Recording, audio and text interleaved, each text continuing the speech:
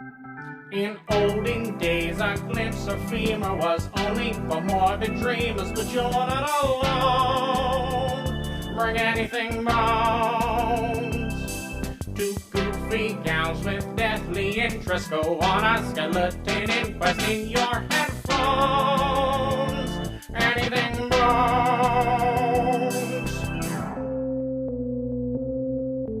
Hello and welcome to Anything Bones. I'm Caitlin Hart. And I'm Sophie Schwartz. And this is the podcast where we talk about bones and bone-related topics. I stole your line, Soph. You did, but you did it so good. Thank you. How are you?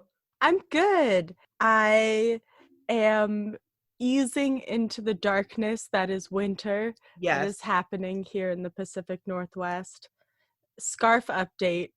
The scarf only continues to grow, and I don't know when it will be done, but I think we were saying the other day when the cold of winter truly grips the marrow of your bones, then the scarf will be done.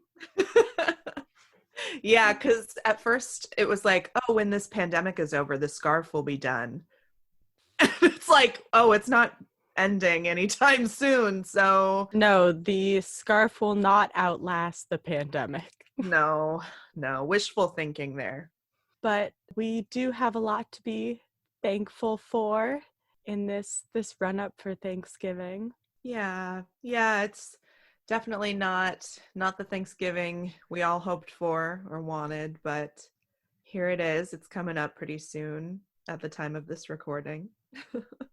And I'm really thankful for everyone who's been listening and downloading. We've been just very excited to interact with you guys on the Instagram and to see your reviews on Apple Podcast. And I just want to say thank you and keep telling people who you think might be bone curious.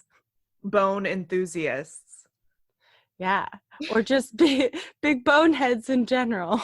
Yeah, any boneheads of all kind are welcome here. And I want to say thank you too, because this is a dream come true for us, and it's just the beginning, and it just is so nice to have time with you that we're also spending on learning. Like, learning is not always been fun for me. Like, I've always been good at school, but I don't always enjoy the process of learning, and doing it in this way has brought back the joy of doing research, and that's very personal. That's just me, but thank you to everyone that's been listening too. This is just so cool and exciting. And if you're liking what you're hearing, as a new podcast, we could use all the help we can get. So reviews are really helpful and help us get noticed. So thank you. The episode that we have for you guys today is kind of a special treat. It's a little bit of Caitlin and I went searching around in the old ossuary where that's a place where you keep bones, where we keep all the old episodes. They're on these dusty shelves in, those glass cloches. We pick them up and a lot of dust comes out. We, spit off the dust. What was that called? Blow off the dust. No. We spit on the stuff and then the dust comes off. We spit on the podcast and rub the dust off. And this one is from, you were saying you think it's 5 months old? Yeah, I'm pretty sure we recorded it at either the end of May 2020 or beginning of June 2020. It was the second episode that we ever did. And I made a bold choice. A bold and very horny choice. You did. You came out strong, and I was there for it. Although I was like, oh, my story is so mundane next to Sophie's topic. The horniest thing I'd heard in a minute that day. All this will make sense when we let the music play, as it were. But we just would like you to listen to this and think about how much we've grown. Yes. It's been a long It hasn't been a long journey. We're just at the beginning. It's been a fun journey thus far, and I can't wait to see where it takes us. It feels like a longer journey than it looks like because we started working on this podcast in April or in like April and May. Definitely, because I remember starting to be, when I was furloughed from my job and had a lot of free time, I was just like, what am I going to do with all this time? And we had sort of started talking about starting a podcast, but maybe just didn't have the time. And then suddenly I had all this time and you were down and we were just like, yeah, why not? It's quarantine. Yeah, it was a joke. It was a joke up until we were like, okay, and then we're going to record on this day. It's like, oh, we are? Yes, no, we're really going to do it. Have your research ready. We're going to do it. And then we did, and then we just kept doing it. And now you're listening to it. Yeah, thanks for listening. Hi. Thank you. Bones. A little fun fact that I want to throw in here. At the time of this recording, Anything Bones was not called Anything Bones. Yes. At that time, we were calling it bone chilling, I think. Yeah, but chilling like hanging out, like with no G. Like maybe an apostrophe at the end. I can't remember what. I wanted the apostrophe at the end because I thought it was hip. You were pretty right. So I'm glad, though, that we decided to go for something a little more open, a little more quippy, a little more Anything Bones. A little more Broadway related? Yeah, I'm always down to throw in a light Broadway reference. Yeah, go listen to Broadway Bitches. It's another podcast you should be listening to. Yeah, we love supporting our friends. Especially theater people in this time. Because the theater people are having a hard time. Check on the theater people in your life. Oh, God. This pandemic sucks. It sucks for so many different reasons. It sucks because of the death, most of all. It sucks because of people being physically unwell, mentally unwell because of isolation. It's just all around bad. And I hope everybody's hanging in there. Because I know I am hanging in there, but there are days where it's like, when is this gonna fucking end? Yeah, definitely. And it's even harder in the wintertime because of the up here in the old PNW, it gets dark around 4:30 maybe. So I go to work in darkness and I come back from work in darkness. And during work, I look outside at the light and wonder what's going on out there. Are there children frolicking? Are there birds singing? Is someone eating a popsicle? I'll never know. I'm inside working with a mask strapped to my face and my courage strapped to my heart. Yes. I don't know. We probably haven't said on this podcast, but Soph, both of us are considered essential workers. Yeah. I mean, you more than me. I'm in the administrative side of a doctor's office. Not COVID related at all, but still a doctor's office. Yeah. And I work in a warehouse. Yay. Mm-hmm. Yeah, it's been great to be able to work in this time. It's been great to be able to talk to you about bones and most importantly, to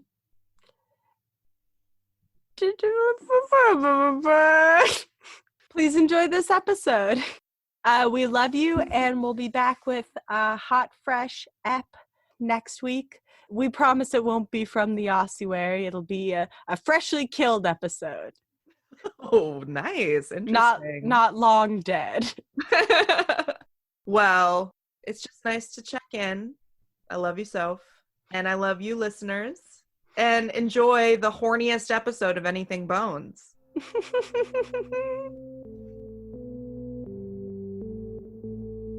Do you want to talk about some bone stuff? Please chill me with your bone tales. All right. I sent you off a picture and I'm hoping that you can describe it to our listeners. Tell them what you're looking at. right off the bat with a photo. Okay. I am looking at some vials with some large phallic items in liquid in these jars or vials, whatever. I don't know what size they are, but it's horrible. Well, your observations are pretty spot on, because what we're talking about is not bones exactly, but boners. Uh-oh. Uh, Ayo. Heyo. I want to talk to you about the Icelandic Phallological Museum. Oh my God. Okay, The please Icelandic Museum of Penises. tell me all about it. I figured we could use a pretty silly topic, and since, anything bones. Yeah, please.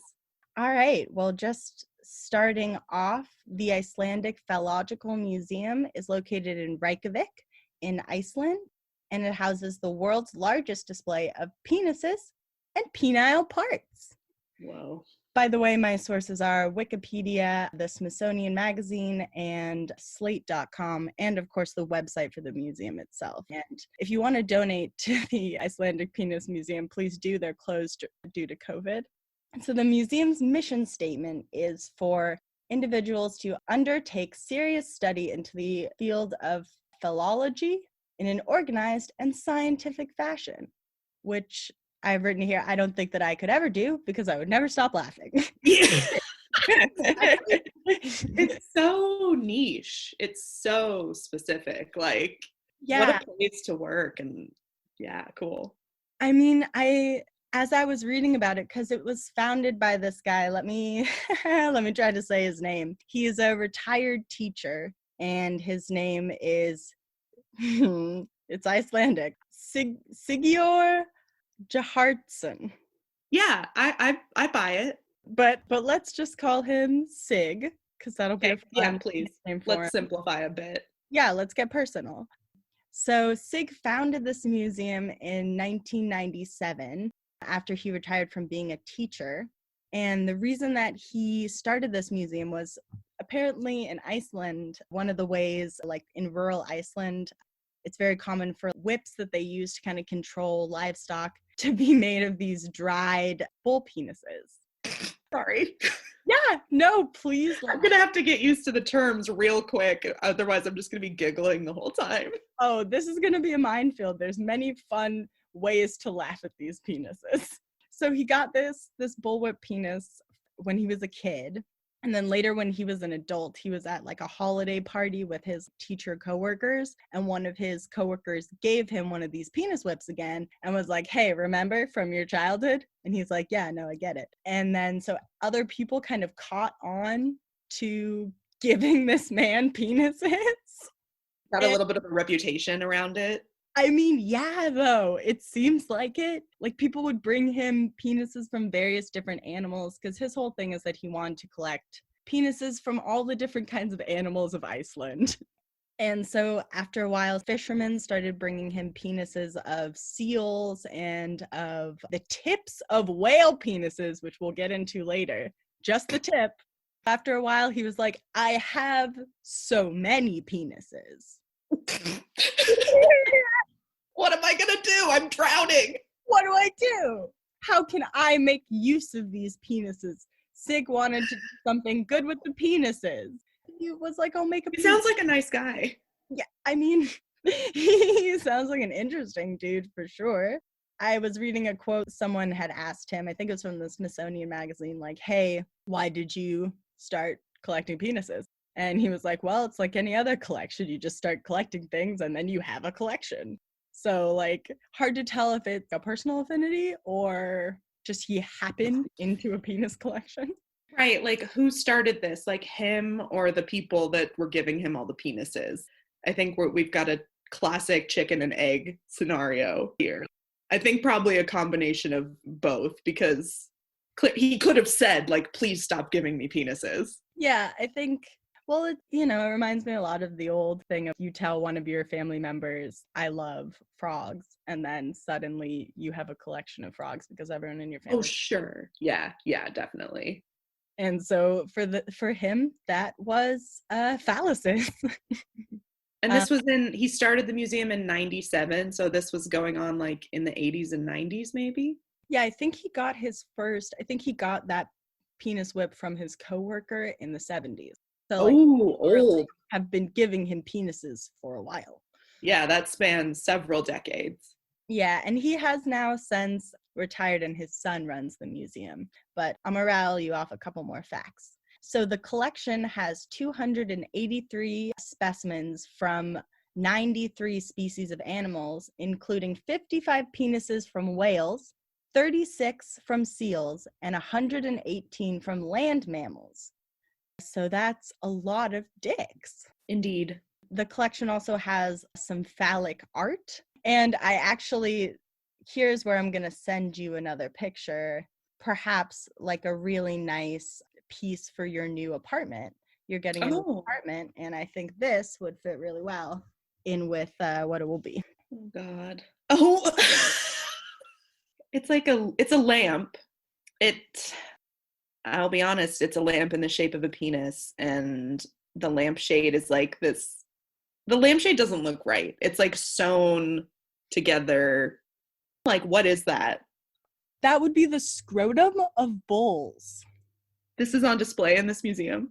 Yes. This is part of the arts kind of section. Oh, so that's fun. Yeah, it's a really fun time. I'll just kind of give you a little idea of what it looks like in there. This is a quote from a Smithsonian article by Joseph Stromberg. He says, "In the carpeted room lined with wooden shelves, Hartschen Sig, as we call him, packed an overwhelming number of specimens, mostly preserved in formaldehyde and displayed in upright glass jars. Among the collections are dozens of giant whale penises, tiny guinea pig, hamster, and rabbit penises, wrinkled gray horse penises, and coiled ram's penises that look unsettlingly human. Some are limp, resting against the sides of their jars, while others seem to have been preserved in an erect state." So it's a room full of preserved penises in one way or the other. This description is from their website? This is from an article in the Smithsonian Magazine of a guy who went there and checked out the penises. So I was really hoping this was on the website. So you're just like, that's how they're describing it. But no. There's a really funny quote on the website that's something like, I don't have it in front of me, but it's something like, "This museum houses probably the biggest collection of penises from one country." And I like the word probably in there, like they're covering their ass. Yeah, like they haven't done any research to test it, but like clearly they probably are. Yeah, like we're gonna say we are, but like let's hedge our bets and make sure there's the Uruguay Museum of Penises that has many more.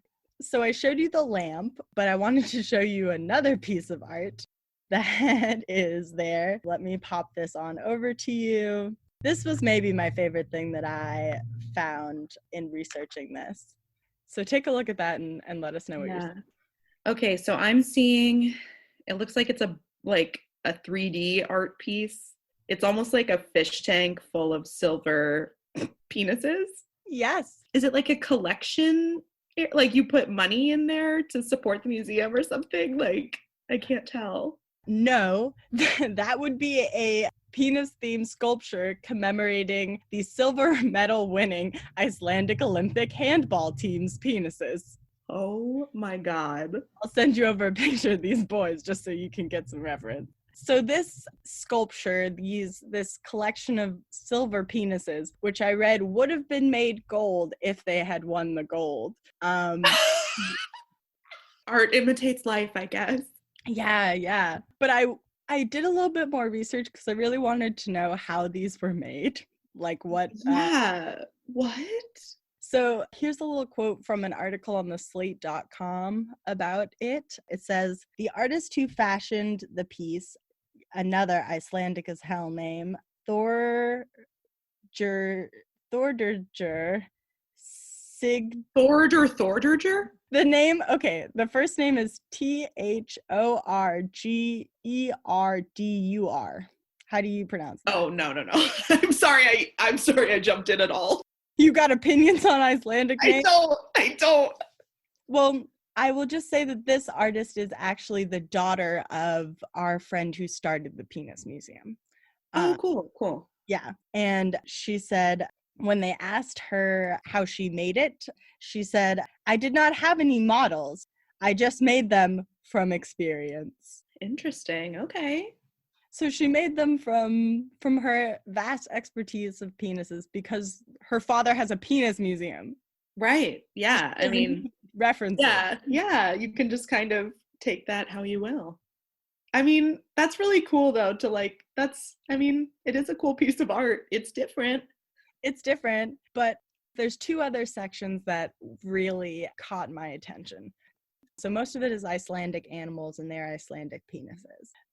They also have an elephant and giraffe penis, one of each. And they also have a folklore section where they have the penises of elves, water horses, an Icelandic sea monster, a mermaid, and a zombie-like bull. But of course, some of these are invisible because the creatures themselves are invisible. What? You're blowing my mind. Is it like a drawing, or they're just like, this is where we would put a mermaid penis if we had one? I think some might be like models, or like, I struggle to say forgery. Right. Please don't. But I think some of the articles I was reading, I think they genuinely might be just some empty jars where they're like, that's an Icelandic invisible elf penis. That's like an art piece in itself, honestly. Yeah, I would go just for that. But I bet you are wondering if they have the most dangerous dick. Human dick. Do you think they have a human penis? They must. Oh, well, let me tell you. So our friend Sig, who started the museum, has always really wanted to get a human penis in there. And he's had several people who have penises write him and promise their penises after death. And in 2002, the Icelandic National Hospital gave him the foreskin of a 40-year-old Icelander who had had an emergency adult circumcision. So they got that. Whoa. Yeah. Ow. And then he also got some testes in 2006, but he struck gold in 2011 because that's when poor, dearly departed Paul Arson died at the age of 95, so lived a really nice long life. But he willed his penis to this museum. Yeah, and I have a fun... Icelandic? Does it say? Yeah. He was. Okay. He was. And our friend Sig was very excited to get his penis because, quote, he was a famous womanizer. Okay. So apparently he put it to use. And if you want more information about this man and his penis and his journey, you can watch the Canadian documentary film, The Final Member, which covers the museum's quest to get a human penis. Yeah, we need to watch that. Okay. Unfortunately, during the detachment from the donor body, they didn't preserve the phallus correctly, so it ended up getting shriveled and like gray, and the museum is still looking for, quote, a younger and bigger and better one. So where's that quote from? I think that is from the Smithsonian Magazine. Oh my God, that Smithsonian article is a gold mine. It is. I want to meet that person. Yeah, big ups to Joseph. What was his name? Joseph Stromberg. Thank you for going. Yeah, I like your style of writing, Joseph Stromberg. Yeah. I can't tell if Joseph liked the experience or not. Well, I don't know. I think he had to have had a good time. At the end of the article, when he's asking him about the human donations, our friend Sig really tries to sell the guy on passing his penis along. Oh, I feel like all due respect, but like that's something that like a person needs to choose for themselves. Like if someone's pressuring you to do it, I think that would be so uncomfortable. You cannot pressure people into giving you their genitals after death. Right. And like the decision to be an organ donor for me was like an easy one. Like I was like, yeah, on my license, yeah, I'm an organ donor. But it's just like, I don't know. I don't know. It's so specific. It's like, I don't want to think about that. Let me, like, yeah, no pressure, no pressure. Yeah, I think you really got to have someone who is either really into this museum and really wants it to continue going, or Yeah, like the guy, the 95-year-old guy. yeah, or someone who is really into their dick. Yeah. Like, you gotta love that peen to be like, it belongs in a museum. Yeah. Yeah. Well, great job. Wow. Oh, thank you. I can't wait to hear about your topic. Well, maybe I should have gone lighter, but I didn't. No, good variety. So I need to get my giggles out. Oh my God. So I'm going to tell you about Skeleton Lake. Ooh. Which is also known as Mystery Lake or Roopkund, Roopkund. I think I'm saying that right. I don't know. I'm just going to go phonetically. So I had a few sources on this one. I had an article from The Atlantic by Rachel Gutman, an article on history.com by Sarah Pruitt, and an article from the New York Times by Robin George Andrews, and of course, Wikipedia, the Wikipedia page for Roopkund Lake. Okay, so this lake is in India, and it is a high altitude glacial lake, and it's in the Himalayas. Wikipedia makes it sound like it's not really habitable up there. It's roughly at an altitude of like 16,500 feet. According to the New York Times, it is 130 feet wide.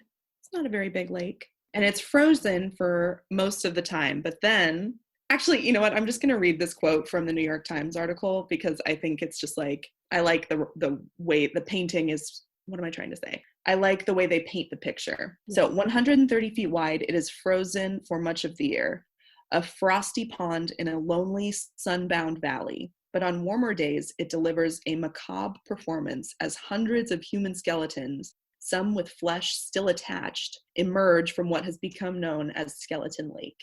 That's a quote from the New York Times article by Robin George Andrews. So basically, it's a glacial lake. They suspect there are 500 bones, like there are bones from 500 people in this lake. And it's mostly secluded, but you can hike to it, you can get to it. So they suspect that people have just been taking bones from it or taken artifacts from it over the years. During World War II, it was a forest ranger, I think a British forest ranger, found it. And I mean, I kind of talked about this in my bog body story, but like, imagine you're doing your job and you're in India on a glacier, near a glacier, and you find this lake full of skeletons, just absolutely full of skeletons. Oh, I would never sleep again. No, it's horrifying. Absolutely horrifying. Done for forever. Yeah. And I mean, I'm sure this, as I will reveal, this is a much older lake than they thought at the time. So I suspect that the British forest ranger was not the first person to stumble upon this lake at all. But, that's when, became aware of it anyway. Yeah, World War II. So there were some explanations for why so many people had been buried there, essentially. Some people thought that they were Japanese soldiers in World War II that had been like caught up in some kind of catastrophe or, who knows. And there was a local legend about like a king and his pregnant wife and all their servants being on a journey and getting attacked by hailstorm and being lost forever. So they thought that maybe the bones belonged to that local party. But, and this is pretty recent and why there were so many articles about it, that there was a study done and all the results were published, I think in like August 2019, less than a year ago. And they did this huge study and it was done in India, America, and Germany. So it seems like it was kind of like a joint effort. And they looked at DNA from 38 remains. And by the way, it said that there were like no full skeletons there. It's all just bones. And it freezes and unfreezes. It has been doing that for who knows how long. So it's definitely not full skeletons. Anyway, so they were able to examine DNA from 38 remains. And it indicated that it wasn't just like one event that led to all these people being here, but it was several events over a millennium. Oh my God. right? So you think that it's like one expedition or one, group of soldiers, but in fact, it's just from several catastrophic events, or who knows what. It's just this lake in the Himalayas that's full of skeletons, and they don't know exactly why or how they're related, or if they are at all.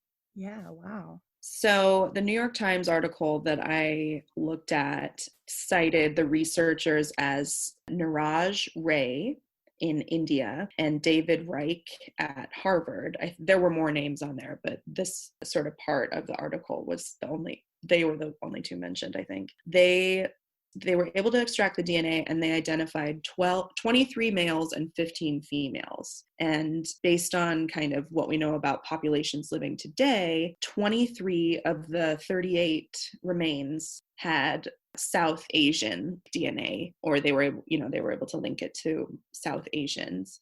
And those remains were put into the lake between the 7th and 10th century, not all at once, obviously. That's a long ass time. Then there were also some bones that were dated to between the 17th and 20th century. And within that group, there was one person of East Asian related ancestry and 14 people of Eastern Mediterranean ancestry. That's from New York Times.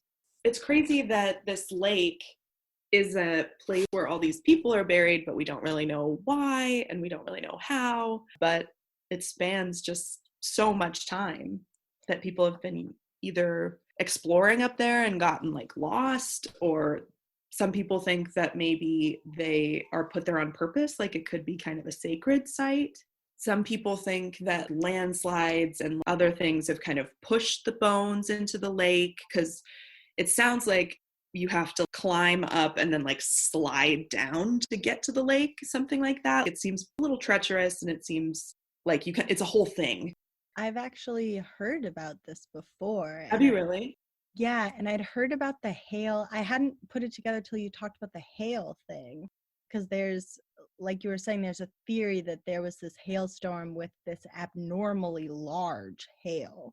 Yeah. That, like, just would like conk people and, kill them. Yeah. Yeah, because hail it's frozen. It's ice falling from the sky. Yeah, and I think hail at our level is different than hail at 16,500 feet, like above sea level, Oh yeah, certainly. Yeah.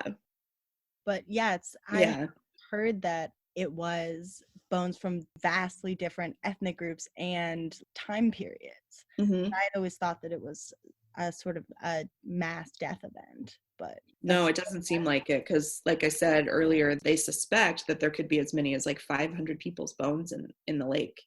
I also thought it was important to note, and this was from the New York Times too, that the lake is on a route, quote, known to modern day Hindu pilgrims. So that might explain why there were some people of South Asian DNA, but maybe doesn't quite explain the DNA from Mediterranean people. So, but I just thought that was interesting.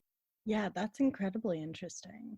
Yeah, and I mean, it's all very complicated DNA. I mean, yeah, it's like this is just a general overview, but it's just fascinating to me, and how they don't really know why, or, if it is kind of a sacred site. Sounds like it really could be, but it's accessible to the public because people have taken bones from this place, or they've found artifacts and people have taken those. So that story didn't really have a beginning, middle, and end, but that is Skeleton Lake. I just thought it was fascinating. No, I'm here for Skeleton Lake. I also think it's fascinating. I'm always fascinated by these stories. What's the name of that mountain? The group of like Russian mountaineers who climbed up, into the mountains and then all fled their tent at the middle of the night. They were all found, Yeah. I know exactly what you're talking about, but I don't know the name of the place. Well, maybe one of us will do that. Clock that for later, maybe. Just popping in here, future Katelyn and Sophie here. What you guys are talking about is the Dietlov Pass. Am I saying it right? I think you are. I think it's Dietlov. For our listeners, it's spelled Dyatlov. It's Russian. This was a Russian mountaineering incident that happened in 1959. We couldn't let this episode go without righting a wrong, because I feel like this was on the tip of our tongues, and then we looked it up afterwards and we're like, oh yeah, duh, it was the Dyatlov Pass incident. And we'll probably do a deeper dive on this some other time, but we thought we'd just hit you with a couple of bone facts really quickly. Yeah, this happened somewhere between the 1st and 2nd of February in 1959 in the northern Ural Mountains. And there were 9 deaths while they were hiking. There were 9 hikers that were found dead of apparent hypothermia. I remember hearing that somebody was found near a tree or like under a tree. Maybe they had tried to shelter, but the weirdest part was that it was very, very cold, below freezing, and none of them were dressed for being outside. Yeah, and it appears that they all ran out of their tent in the middle of the night for no obvious reason. So investigations at the time concluded that it was a, quote, compelling natural force that had caused the deaths of these hikers. There are a lot of theories as to what it could have been. Some people think animal attacks, other people think hypothermia, avalanche, catabolic winds, infrasound-induced panic, or military involvement, or something completely different that we have no idea about. Motherfucking aliens. Well, actually, Katelyn, I can update you with some What? information. Yeah, with some information we would not have had when we initially recorded this episode. Oh, tell me, Soph. So Russia opened up a new investigation. This is according to Wikipedia. So they opened up a new investigation in 2019, and they presented their conclusions in July of 2020. And So recent. And they have concluded that, drumroll please, the deaths were caused by hypothermia. It was hypothermia. Okay, yeah. Due to a combination of an avalanche that forced the group to leave their camp, combined with low visibility. So I think the weather changed on them very quickly, and part of the mountain fell down upon them possibly.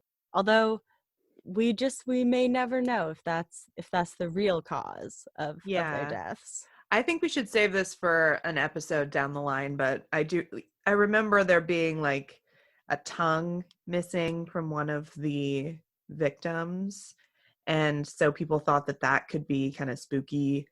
We probably on this podcast think it was scavengers, but who knows?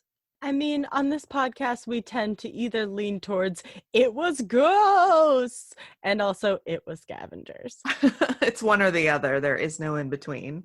All right, let's throw it back to our past selves. Here you go. Bye-bye. Yeah, but like just these questions of being left with a site that is touched by death, but all things are so uncertain. Like, how did these bones get here? Are they supposed to be here? Either way, don't touch. Leave it alone unless you are a scientist who knows what you're doing. And, even then, it's interesting to think about the cultural ramifications of doing this kind of testing and removing bones from this possibly sacred site. Is it the duty of the scientist to bring it back when they're done? Does it then go to a museum? And we've had part of that conversation before. Right. It's going to be an ongoing one, I think. Oh, yeah, definitely. Because if I was, an ancient person buried at my site of religious significance or spiritual significance, I would want my bones to stay there.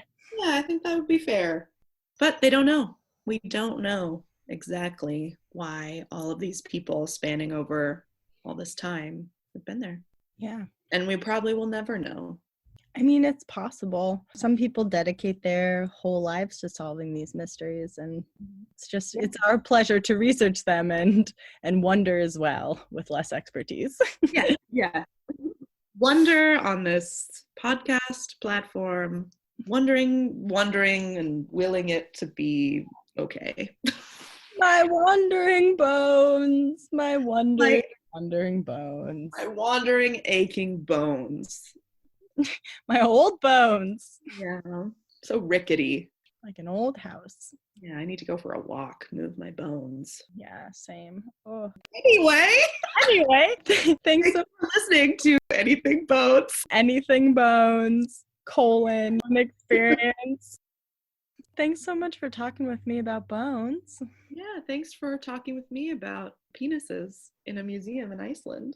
It was my absolute pleasure.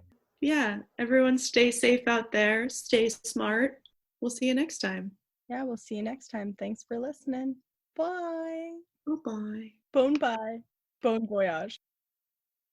Thanks for listening to Anything Bones. Follow us on Instagram or Facebook at Anything Bones Podcast, or email us at anythingbonespodcast@gmail.com. Thank you to Nick Kruger for our spooky music and Stephen Vetteroff At Chubby Scrubby on Twitter. for our jazzy vocals, and thank you to Camilla Franklin At Camilla Strader on Instagram. for our beautiful bony artwork. Please rate, review, and subscribe. Bones!